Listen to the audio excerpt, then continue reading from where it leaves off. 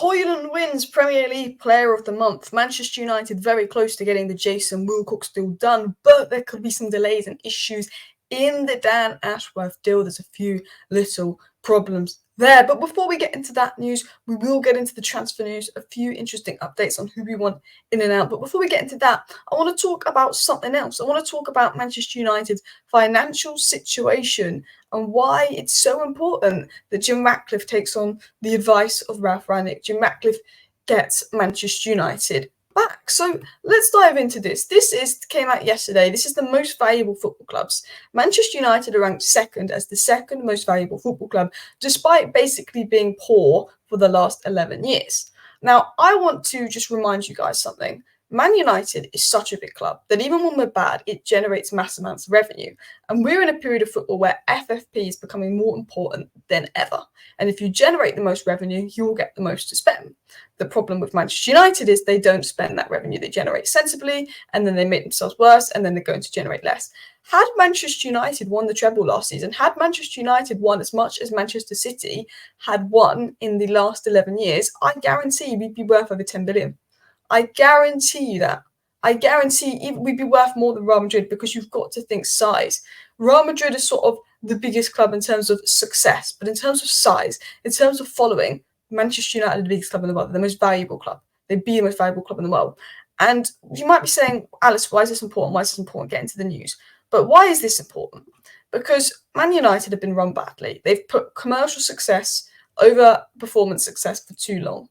But if performance success is brilliant, the commercial success is going to be even better. If Jim Ratcliffe follows Ralph Rangnick's advice of establishing a vision identity the way you want to play, and then recruiting the best possible players, the best possible staff, and the best possible coach to align with that vision, that is how you succeed. And that is what Jim Ratcliffe, that is what Blanc, that is what Brailsford are trying to do. They're establishing a way they want to play. They're bringing the best in class in Dan Ashworth, Omar Rada, Jason Wilcox in. They're going to bring in someone for recruitment, and then they're going to buy players to play this certain way of football that tick all the boxes, that can be top players with the top characteristics, with the mindset to play for a top club, but also going to get the best possible coaches to do that, whether that's Ten Hag, whether that's a new manager. And they're slowly going to rebuild United. And it will take time. It's not going to be instant success. But if Manchester United in 3-4 years' time is all of a sudden, getting to Champions League finals and really getting in the title race and really maybe winning something, they're going to be generating mass amounts of revenue. Man United have been poor for 11 years. And this is why it's worrying for maybe people like Manchester City, because they're going to be caught out on their FFP cheating. Because if Man United are back at the top, we're going to be generating insane amount of monies that I don't think many other teams can compete with. And with the FFP being so tight, you can only spend what you generate. So if Man United get themselves back at the top, and then they continue to generate way more money than everyone else because they're at the top, they're going to have way more money to basically keep them at the top. The problem is we've wasted that money to keep us at the top because idiots have been in charge of that money. Now you've got Omar Barada, Dan Ashworth, and sensible people in charge of where that money goes. Manchester United could be back. It's about getting back. It's about spending wisely. But if you can get the long-term strategy in place, which is what Dan Ashworth's done at every club, he's not about short-term fixes. He's about putting in structures for the long term to make the club more sustainable.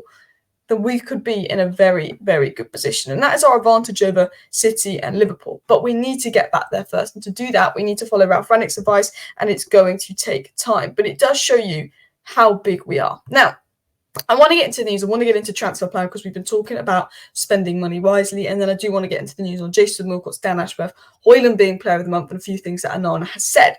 But it was said a new right-sided centre-back is expected to be among the primary aims, while the club could also look to strengthen at right-back, in midfield, up front, and INEOS executives are also considering a new backup left-back. Manchester United are looking at Todibo. He seems to be the priority for right centre-back, but they're also looking at other names.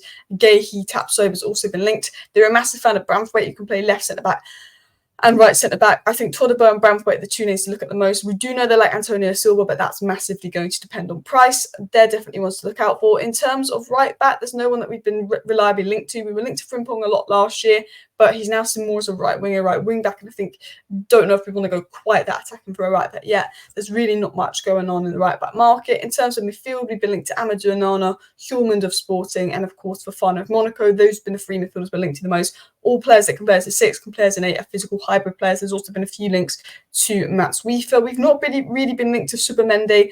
Doesn't seem to be one that we're looking at. Frankie de Jong, there's a few links, but I think it's paper sellers. A couple of people saying, why are we going for Barella? We've just not been linked for him. I don't see him leaving Italy.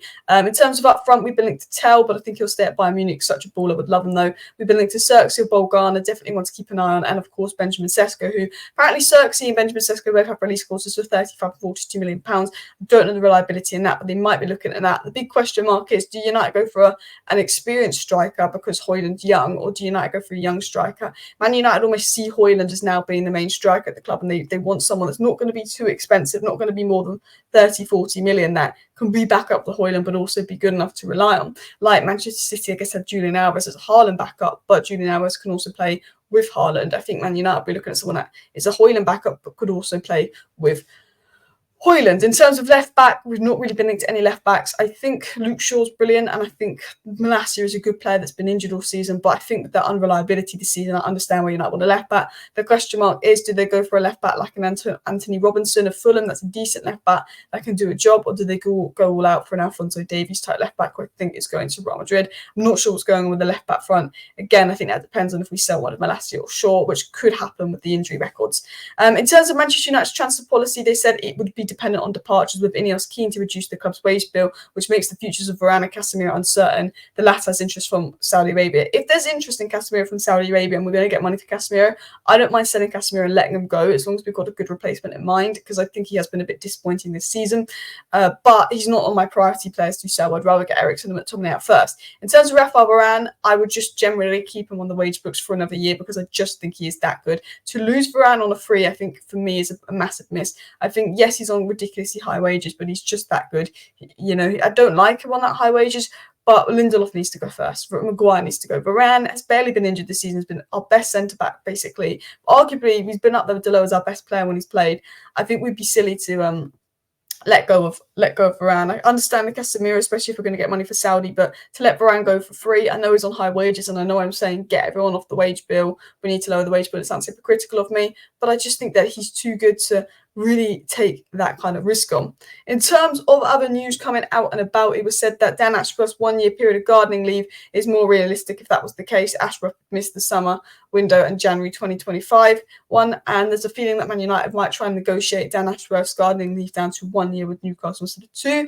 I think Manchester United are going to delay Dan Ashworth, try and pretend to Newcastle that they're willing to just wait out his gardening leave, because Newcastle want money for Dan Ashworth. Newcastle don't want Dan Ashworth to wait 2 years to join United. Newcastle just want as much money as they can get for Dan Ashworth, because Newcastle are in an FFP situation. Newcastle will not want to pay Dan Ashworth to do nothing for the next year and a half. They won't want to do that. They won't want to do that. They want Man United to pay up. I do think it will eventually be agreed around a 10 million fee, and I think Newcastle will play in a game, but Man United have got problems with FFP. Newcastle got problems with FFP. I understand why Newcastle want 20 million, but I understand why United won't give them 20 million, because it's ridiculous, especially because we'll be helping out a rival with an FFP situation.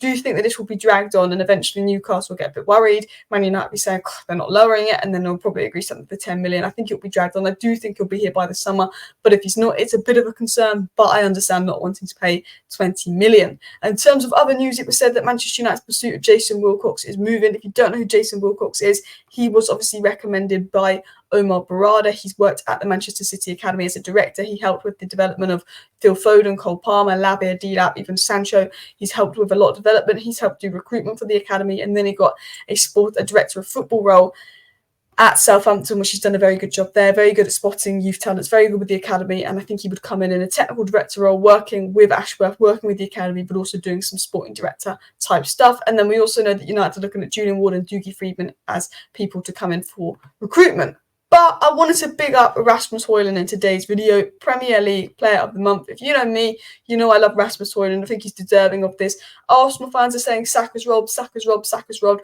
Hojlund in 4 games got 5 goals and 1 assist. Saka in 4 games got 6 goals, but 2 of them were penalties. He got 4 non-penalty goals. So Hojlund got 6 goal contributions, Saka got 6 goal contributions, 2 of Saka's were penalties. Saka's playing for a team that scored 31 goals in that period. Hojlund's playing for a team that scored about 12 goals in that period. Hojlund, very deserving of Player of the Month, not just because of his goals and assists, but he makes us play so much better as a team. He holds up players so well. He links up the ball well. He can dribble. He can make runs. He can open up space. He provides a focal point. He presses. He works incredibly hard. Hojlund is one of the few Man United players I'm very happy with this season. I think he makes us better. I think he deserves that Player of the Month award. Bish bash bosh. Congratulations, Rasmus Hojlund. Going into other bits and bobs, Onana wants to stay at United for a long time, and Andre Onana is very happy at United, is sort of what's being said by The Athletic. And I saw a few people annoyed at this saying, sell, get rid of Onana in the summer. I wouldn't get rid of Onana in the summer. I wouldn't. I think we'll give him next year to judge him. I think that he started slow. His Champions League was shocking, but if we took the Champions League away and we just analysed Onana in the Premier League, he's not been bad. He's made the odd little blip here and there, but when you face the second most shots of any goalkeeper in the league, bar Sheffield United, conceded the most, he's going to have the most to do. He's going to, unfortunately, make maybe a mistake or two. That's just normal in every goalkeeper. I actually think Onana's been decent lately. I think we need to see more from him next season, and what he did in the Champions League was absolutely embarrassing. But if you looked at it and you completely ignored what happened in the Champions League, and we looked at it from the Premier League and we looked at it more recently, I think that we're starting to see a bit of Onana. I'd like to see him more involved in build-up. We keep going long, even though we've brought Onana in. But maybe we'll do that when Ten Hag gets the players in to play the way he wants. But unless Onana's making big mistakes next season, I think that he could be the long-term keeper at United, and I'm positive that Andre Onana will be good enough. I have a feeling that he's going to become good. We saw him make some good saves. Yes, he's not, quite the shot-stopper David De Gea was, but you've got to look at the amount of shots he's having to save compared to everyone else. He's got the, third most clean sheets, second highest save percentage, second highest XG prevented or something in the Premier League this season. I actually think when you think about it in a Premier League perspective, Onana's been good. It's just that his Champions League cameo was the worst I've ever seen. So I'm laying off on Onana. He's been getting a lot of stick at the moment, but I'm laying off. Thank you for watching today's video. Please hit the like button. Please do subscribe. See you next time. Bye.